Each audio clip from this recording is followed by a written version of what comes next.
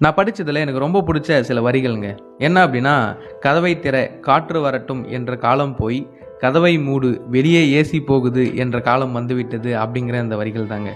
இந்த வரிகள் கேட்கறதுக்கு நல்லா இருந்தாலும், மனசுக்கு ரொம்ப கஷ்டமா இருக்குங்க. என்ன அப்டின்னா, அந்த காலத்துலலாம் பார்த்தோம்னா, அந்த காலங்கிறத விட சில வருஷங்களுக்கு முன்னாடிலாம் பார்த்தோம்னா, இந்த வெயில் காலம்லாம் வந்துச்சு அப்டின்னா 2 கதவையும் திறந்துருவோம். அதாவது தோட்டத்து கதவையும் திறந்து விட்டுருவோம், தெருவு கதவையும் திறந்து விட்டுருவோம். நல்லா ஏசி மாரி காத்து வரும். ஆனா, இந்த காலம்லாம் போயிட்டு, இப்போ 2 கதவையும் நல்லா இருக்க சாத்து, உள்ள இருக்கிற ஏசி வெளிய போகுது அப்படிங்கிற காலம் வந்துடுச்சு அப்படிங்கிறது ரொம்ப வருத்தமா இருக்குங்க.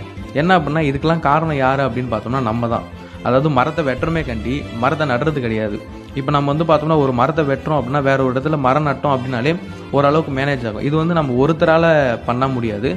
இந்த மாரி ஒவ்வொருத்தவங்களும் பண்ணோம் அப்படின்னா, கண்டிப்பா ஒரு நல்லது நடக்கும். நம்ம ஏசி யூஸ் பண்றோம் அப்படிங்கிற நிலைமையே வராது அப்படிங்கிறது தான். முடிஞ்ச அளவுக்கு மரம் வளங்க, மழை பெறுவோம். இது நான் சொல்லல.